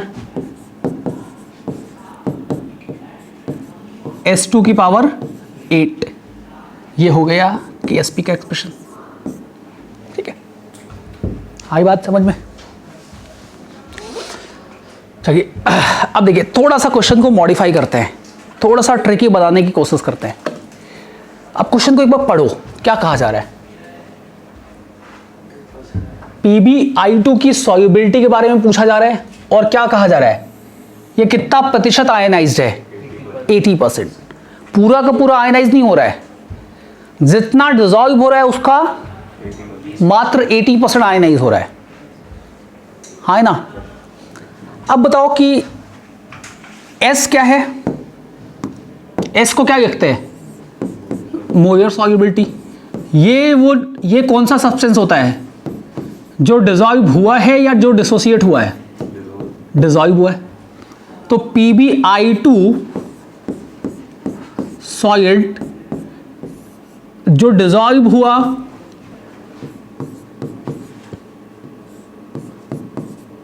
वो कितना है? S। और जो डिसॉल्व होने के बाद डिसोसिएट हुआ तो वो कितना डिसोसिएट हो रहा है? 80%। यानी PbI2 जो डिसॉल्व हुआ है एक्वस सॉल्यूशन में, ये पूरी तरीके से डिसोसिएट नहीं हुआ है। ये जितना है उसका 80% ही डिसोसिएट हुआ है। तो अगर इसकी molar solubility S, molar solubility हमने S मानी है, तो अब मुझे बताओ ये कितना डिसॉल्व हुआ है? कितना डिसॉल्व हुआ है? S मोल पर लीटर। यानी ये कितना बनना चाहिए? S बनना चाहिए। अब ये बना तो S है, पर ये डिसोसिएट कितना कर जाएगा? 80%, हाँ ना। डिसोसिएट कितना कर जाएगा? 80%। ये कितना बचेगा? ये कितना बनेगा? 0.8S और ये भी 0.8S इंटू 2, हाँ ना। अब बताओ KSP का एक्सप्रेशन क्या होता है? KSP क्या लिखते हो? बेसिक फॉर्मूला क्या है? तो जो आयंस बनते हैं उन आयंस की कॉन्सेंट्रेशन Pb2+ इंटू आई माइनस की कॉन्सेंट्रेशन का स्क्वायर। KSP की वैल्यू कितनी मेंशन है? ये 2.048 इंटू 10 की पावर -9। Pb2+ की कॉन्सेंट्रेशन कितनी कहोगे? तो ये है 0.8s और ये वैल्यू है 1.6s। ध्यान से देखो तो यहां कोफिशिएंट 2 है। हमें क्या करना चाहिए? Pb2+ की पावर 1 और i माइनस का स्क्वायर। तो i माइनस का स्क्वायर करना चाहिए, तो 1.6s की पावर 1.6s का होल स्क्वायर कर देना चाहिए। अब देखो इसको, हम इसको 8 यानी 2 की 8/10 कर सकते हैं। तो 8/10 इंटू 16 इंटू 16/100, 1.6 को 16/10 कर सकते हैं। अरे हाँ है ना। और ये 16/100 और ये s की पावर होल क्यूब। अब ये वैल्यू देखो कितने के बराबर है? तो 2.048। तो इसको 2048 इंटू 10 की पावर -12 कर दें। तो 2048 इंटू 10 की पावर -12। अब देखो जरा, हम इसको कह सकते हैं ये 2 की पावर 3 है और ये क्या हो गया 2 की पावर 4 और ये भी क्या है 2 की पावर 4। या सीधा देखो ये वैल्यू कितनी आ रही है 256 इंटू 8 कितना है 2048 आ रहा है। तो सीधा कैंसिल हो गया। तो ये कैंसिल हो गए। एस क्यूब कितना हो रहा है? S cube equals to 1000 into, यानी ये तो वैल्यू 10 की पावर -9 हो गई। तो एस कितना आ गया 10 की पावर -3m। यानी यहां पर सॉल्युबिलिटी कितनी है 10 की पावर -3m। इसमें ध्यान देने वाली बात क्या थी? हाँ, डेफिनेशन पे फोकस करना था कि सॉल्युबिलिटी आखिर होती क्या है। हम कई बार मान लेते हैं कि ये एस है, ये एस है, इसको एस और इसको एस मान लेते हैं और फिर उससे बताते हैं कि ये कितना प्रोड्यूस हुआ होगा। नहीं, सॉल्युबिलिटी क्या होती है? जो डिसॉल्व होती है। जैसे एसिड, अगर इथेनॉल को पानी में घोलो तो इथेनॉल एकदम डिसोसिएट नहीं होता, एकदम ही नहीं होता। इथेनॉल डिसोसिएट ही नहीं होता पानी में। इथेनॉल से स्ट्रॉन्गर एसिड पानी है ना। अगर वो पानी में डिसोसिएट होकर H+ प्रोड्यूस करेगा, पानी बर्दाश्त करेगा? पानी तुरंत उसके आयन को H+ देगा और उसको इथेनॉल में भेज देगा, वो डिसोसिएट करने नहीं देगा। तो पानी में इथेनॉल डिसॉल्व होता है, हर प्रोपोर्शन में डिसॉल्व होता है। मतलब 99% इथेनॉल 1% वाटर, 99.9% इथेनॉल 1% वाटर और 1% इथेनॉल 99% वाटर, हर प्रोपोर्शन में डिसॉल्व होता है। तो खूब ज़्यादा सॉल्युबिलिटी है, पर उसका डिसोल्यूशन बहुत ज़्यादा है। डिसोसिएशन कितना है 0। आई बात समझ में? चलिए नेक्स्ट, अब बात करते हैं कॉमन आयन की इफेक्ट की। कॉमन आयन इफेक्ट अपने को पता है। कॉमन आयन इफेक्ट क्या होता है? तो जब भी कभी हम एक ही सॉल्यूशन में एक से ज़्यादा इलेक्ट्रोलाइट रखते हैं और ये एक से ज़्यादा इलेक्ट्रोलाइट क्या करे, डिसॉल्व होके, डिसोसिएट होके एक आयन कॉमन प्रोड्यूस करे। तो उस कॉमन आयन की वजह से वीक इलेक्ट्रोलाइट का अल्फा यानी डिसोसिएशन कम हो जाता है। अब देखो, मान लो हमने AgCl का वाइट PPT लिया और इसका एक सैचुरेटेड सॉल्यूशन ले लिया। AgCl को पानी में घोला तो हमें मिलेगा AgCl का सैचुरेटेड सॉल्यूशन। अब अगर ये सॉल्यूशन एकदम सैचुरेटेड है मतलब इसके दिमाग में अब और ज़्यादा AgCl या इसके सॉल्यूशन में अब और ज़्यादा AgCl नहीं घुल सकता। मतलब ये एकदम इक्विलिब्रियम अचीव हो चुका है, ये पूरा का पूरा इक्विलिब्रियम अचीव हो चुका है। ये एकदम कैसा है, सैचुरेटेड है, अब नहीं घुल सकता। इक्विलिब्रियम अचीव्ड है या नहीं है? अचीव्ड है। और इक्विलिब्रियम कांस्टेंट कितना है? KSP के बराबर। अब केस इमेजिन करो कि हम इस सॉल्यूशन में ऐड कर रहे हैं, बाहर से ऐड किया Ag+, बाहर से ऐड किया हमने सिल्वर नाइट्रेट। क्या लगता है रिएक्शन क्या होगी? बैकवर्ड जाएगी तो Ag+Cl- के साथ कंबाइन होकर क्या करेगा? AgCl बनाएगा। तो डिसॉल्व्ड सॉल्ट की कॉन्सेंट्रेशन बढ़ेगी या अनडिसॉल्व्ड सॉल्ट की बढ़ेगी? अनडिजॉल्व्ड सॉल्ट की बढ़ गई, यानी AgCl की वाटर में सॉल्युबिलिटी अभी या AgCl की AgNO3 के प्रेजेंस में सॉल्युबिलिटी क्या हो गई, वाटर के कंपैरिजन में कम होगी। ध्यान से एक बार सुनो, हम सैचुरेटेड सॉल्यूशन लिया था तो AgCl ने ये अपना इक्विलिब्रियम सेटअप कर रखा था। अब अगर हम इसमें AgNO3 ऐड करेंगे तो AgNO3 क्या है, स्ट्रॉन्ग इलेक्ट्रोलाइट। सिल्वर का स्ट्रॉन्ग इलेक्ट्रोलाइट क्या है, नाइट्रेट, AgNO3। AgNO3 अब मान लो स्ट्रॉन्ग है, अभी हमें फर्क नहीं पड़ता, पर AgNO3 अगर पानी में आएगा तो Ag+ प्रोड्यूस तो करेगा, हाँ ना। और अगर उसने Ag+ प्रोड्यूस किया तो इसका इक्विलिब्रियम क्या होगा, बैकवर्ड जाएगा, यानी ये अनडिजॉल्व्ड सॉल्ट की मात्रा बढ़ेगी, यानी इसके डिजॉल्व्ड मोल कम हो जाएंगे। और डिजॉल्व्ड मोल अगर कम हो गए तो क्या कहोगे, सॉल्ट की सॉल्युबिलिटी कम होगी, हाँ है ना। आई बात समझ में। तो due to common ion effect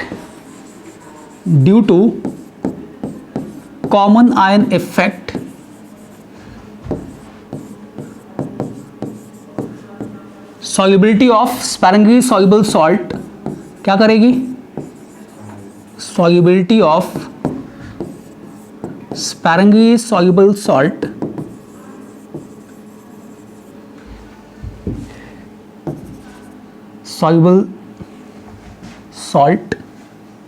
decreases. अब एक बात बताओ मुझे, नहीं सेम टेम्परेचर पे सब कुछ, टेम्परेचर माहौल सब कुछ सेम है, टेम्परेचर चेंज नहीं कर रहे हैं। अब एक बात बताओ मुझे, अभी क्या हम KSP = S² यूज कर सकते हैं, क्यों नहीं यूज कर सकते, S तो कम होगा। एक्चुअली में KSP का फॉर्मूला क्या है, Ag+ × Cl-, हाँ ना। अब Ag+ इससे भी आएगा और इससे भी आएगा, तो Ag+ की मात्रा क्या S के बराबर है, नहीं, S+ समथिंग, यहां से जो समथिंग आ रहा है उसकी मात्रा, Cl- की मात्रा अभी कितनी होगी, वो S के बराबर होगी। इसकी अगर सॉल्युबिलिटी अगर S होती है, अभी नए कंडीशन में मान लेते हैं S1 होती है, पानी में S थी, अब क्या हो गई, कम हो गई, और अब कितनी मान लेता हूं मैं, S1 मान लेता हूं। तो अगर ये S1 मानता हूं मैं इसको, तो ये कितना बनेगा, S1 बनेगा, और ये कितना बनेगा, तो ये S1 बनेगा, और साथ में यहां से जो आया उसको भी तो कंसिडर करना पड़ेगा, हाँ है ना। तो क्या ये KSP = S² वाला फॉर्मूला यूज करोगे, नहीं यूज करोगे। कांड यही होता है कि हम ये फॉर्मूला यहां यूज कर लेते हैं। हमें फॉर्मूला क्या यूज करना चाहिए, तो KSP = concentration of Ag+ × concentration of Cl-। अब Ag+ जहां जहां से आ रहा है सबकी कॉन्सेंट्रेशन लिख दो, Cl- जहां जहां से आ रहा है सबकी कॉन्सेंट्रेशन लिखो, ठीक है, आई बात समझ में। S के टर्म में और जो हमने पहले से ये रखा है, दोनों के टर्म में सबकी कॉन्सेंट्रेशन लिखो और वहां से कैलकुलेशन करो, आई बात समझ में। तो इस तरीके से हम इस टाइप की प्रॉब्लम को सॉल्व करेंगे। चलिए, तो इसमें हमें यह ध्यान रखना है कि हमें S² यूज नहीं करना है। इस बात का जरूर ध्यान रखना कि KSP = S² मत यूज करना, क्योंकि S² यूज करोगे तो दिक्कत बहुत बढ़ जाएगी, क्योंकि तुमने Ag+ पे कॉमन, तुमने सॉल्ट पे कॉमन आयन इफेक्ट को ही क्या कर दिया, इग्नोर कर दिया, आई बात समझ में। हाँ चलिए क्वेश्चन करते हैं। Calculate solubility of AgCl in pure water if KSP of AgCl is 10⁻⁻10। चलिए दो क्वेश्चन है। पहला पार्ट प्योर वाटर में, हाँ तो प्योर वाटर है तो KSP को क्या लिख सकते हो, हाँ KSP = S²। तो S की वैल्यू कितनी आ गई, √of KSP, और ये वैल्यू देखो कितनी आ गई, √of 10⁻⁻10, यानी कितनी है 10⁻⁻5। सही है। अब देखो इक्विलिब्रियम की एक बहुत इंपॉर्टेंट प्रॉपर्टी होती है कि इक्विलिब्रियम को घंटा फर्क पड़ता है कि तुम कैसे अचीव कर रहे हो। जिस भी तरीके से अचीव करो, इक्विलिब्रियम कैसे अचीव होगा, तुम AgNO3 में AgCl में जाओ या AgCl में AgNO3 में जाओ, कैसे भी करो, अगर दोनों की मात्रा सेम रखी है तो इक्विलिब्रियम कहां अचीव होगा, एकदम सेम पे अचीव होगा। आई बात समझ में? आप दोनों तरीके से कुछ भी करो, AgCl में NaCl ऐड करो या NaCl के सॉल्यूशन में AgCl ऐड करो, दोनों केस में सोच के देखो, क्या अगर हमने सोचो कि ये सॉल्ट को डिसॉल्व किया होता 0.2 m NaCl में, या फिर उल्टा हमने AgCl के सॉल्यूशन में 0.2 m NaCl ऐड किया होता, क्या दोनों में सब कुछ सेम ही बनेगा क्या? तो दोनों में इक्विलिब्रियम जो अचीव होगा वो एकदम सेम पॉइंट पर अचीव होगा। अब देखो सेकंड केस में हमें क्या करना है, तो सेकंड केस में अब देखो मेरा तरीका एकदम ध्यान से सुन लो। कभी भी डिसॉल्व कर रहे हो, चाहे कुछ भी हो रहा है, तुम हर बार ऐसा मानोगे कि सॉल्यूशन इसका है और उसमें इसको डिसॉल्व कर रहे हो, तो तुम्हें रिएक्शन के बैकवर्ड फॉरवर्ड जाने की चिंता नहीं करनी पड़ेगी। क्या करना है, जिसको डिसॉल्व कर रहे हो उसको सोचोगे कि उसको बाद में डिसॉल्व कर रहे हो और पहले से इसका सॉल्यूशन बना हुआ है। तो AgCl को हम डिसॉल्व कर रहे हैं किसमें, NaCl के सॉल्यूशन में। पिक्चर ऐसा है कि यहां पर NaCl का सॉल्यूशन 0.2 m बना हुआ है और हम इसमें क्या कर रहे हैं, AgCl घोल रहे हैं। अब इससे देखो फर्क क्या पड़ेगा, तो तुम्हारी एक चिंता कम हो जाएगी, इक्विलिब्रियम को बैकवर्ड फॉरवर्ड शिफ्ट होने का चिंता ही नहीं है।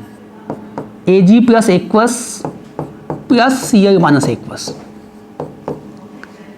इनिशियली बताओ सॉल्यूशन में कौन था, Cl माइनस, कितना था 0.2 m। अब जब हम AgCl डिसॉल्व करेंगे तो AgCl भी तो अपना इक्विलिब्रियम सेटअप करेगा। अभी बताओ इस रिएक्शन का QC कितना है, रिएक्शन कोएफिशिएंट कितना है, 0 है, 0 है। Ag प्लस 0 है ना, Ag प्लस तो है ही नहीं, तो रिएक्शन का रिएक्शन कोएफिशिएंट क्या है, 0 है।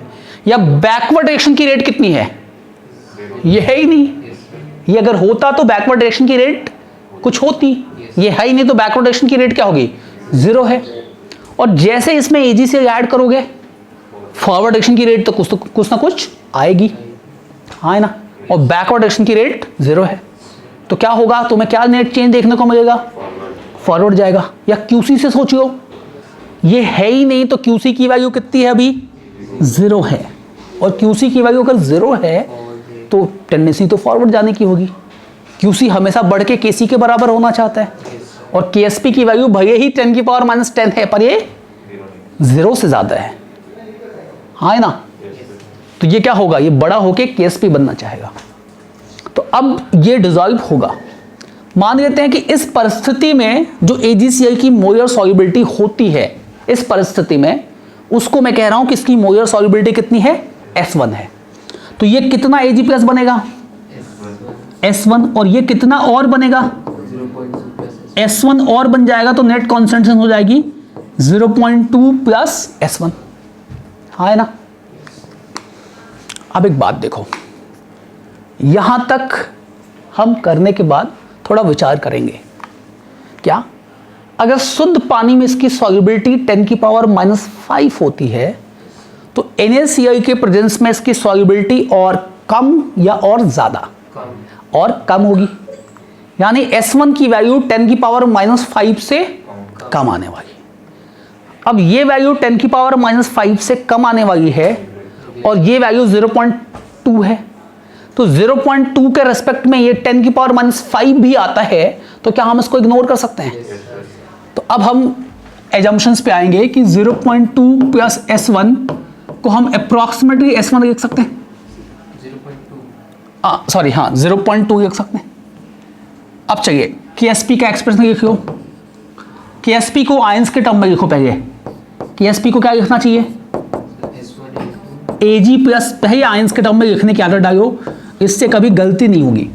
Ag plus into Cl minus, Ag plus कितना, S1, और ये 0.2 प्लस S1 होना चाहिए, पर हम इसको क्या लिख सकते हैं, 0.2। ये हमने अपना अनुभव यूज किया कि कॉमन आयन तो लगेगा, और लगेगा तो इसकी सॉल्युबिलिटी कम होगी, और सॉल्युबिलिटी कम होगी तो S1 की वैल्यू 10 की पावर -5 m से भी कम आएगी। तो चलिए, तो KSP क्या लिख सकते हैं कि ये S1 इंटू 0.2 के बराबर है। तो S1 को कह सकते हो कि KSP इज 10 की पावर -10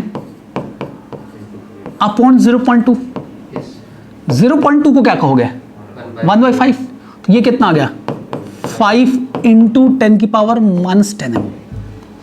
सॉल्युबिलिटी थोड़ी बहुत डिक्रीज किया, बहुत ज़्यादा डिक्रीज कर रही है, बहुत ज़्यादा ही डिक्रीज कर रही है। और हमने एजम्पशन लेके अच्छा किया या कैलकुलेशन या बहुत एरर डाल दी हमने, बहुत अच्छा किया, नहीं तो क्वाड्रेटिक वगैरह सॉल्व करनी पड़ती फालतू का, और वैल्यू में कोई फ़र्क पड़ता नहीं। आई बात समझ में? तो देखो सॉल्युबिलिटी इतनी कम 10⁻⁻5 थी और अभी 5 × 10⁻⁻10 हो गई, सॉल्युबिलिटी बहुत ज़्यादा डिक्रीज कर गई। तो कॉमन आयन इफेक्ट की वजह से सॉल्युबिलिटी पे बहुत ज़्यादा फर्क पड़ता है, सॉल्युबिलिटी बहुत ज़्यादा ही डिक्रीज कर जाती है।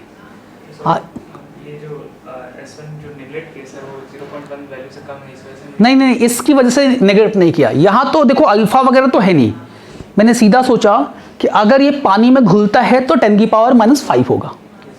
कभी भी सॉल्ट में कॉमन इफेक्ट लगे तो एक बार ज़रूर सोचना कि इस सॉल्ट को पानी में घोलेंगे तो कितनी सॉल्युबिलिटी होगी। तो तुम्हें एग्जैक्ट कैलकुलेशन भी नहीं करनी है, एस का रफली आइडिया लेना है। जैसे यहाँ तो एग्जैक्ट कैलकुलेशन भी करोगे तो 10⁻⁵ आ गया, हमें फटाफट के एस के टर्म में लिखने आता है पानी में, वहाँ से एस निकाल सकते, एस का आइडिया ले सकते हो और ये वैल्यू देख सकते हो। अब ये एस की वैल्यू जो आइडिया लोगे उससे कम ही आएगी। अब इसका रिस्पेक्ट में अगर ये इग्नोरेबल है तो छोड़ दो। आई बात समझ में? और छोड़ने के बाद एक और काम चेक भी करियो, अच्छा किया गलत किया, अच्छा किया, ठीक है। चलिए एक और क्वेश्चन फटाफट। अब इसको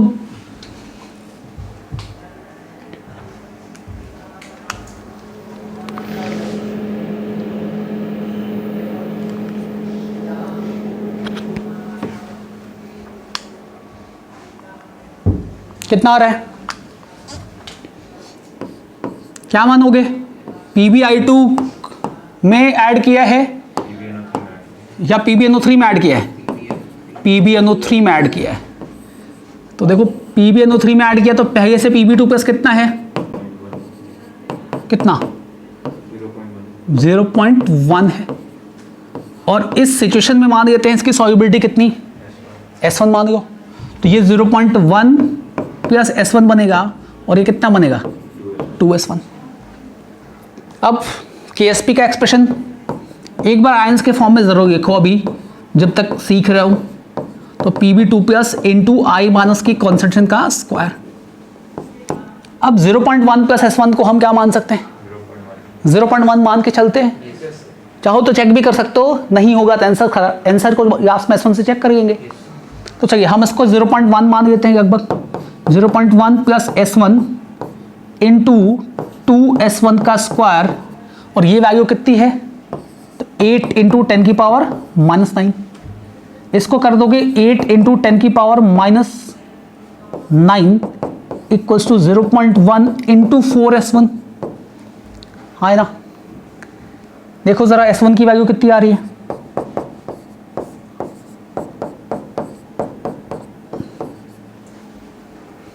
S1 कितना आ रहा है, √2 × 10⁻⁻4 आ रहा है। हमारा एजम्पशन सही है या गलत है, सही है। 0.1 S1 को हमने 0.1 माना, ये सही है। आई बात समझ में, करेक्ट है, ठीक है। गलत आता तो फिर हम क्वाड्रेटिक एंजॉय करते, क्वाड्रेटिक नहीं क्यूबिक एंजॉय करते। ये S³ स्क्वायर और यहाँ मल्टीप्लाई करोगे तो क्यूब बनेगा, और हम क्यूबिक इक्वेशन एंजॉय करते हैं, ठीक है। चलिए इसके बाद साइमल्टेनियस सॉल्युबिलिटी हम नेक्स्ट क्लास में देखेंगे। साइमल्टेनियस सॉल्युबिलिटी में तुम लोग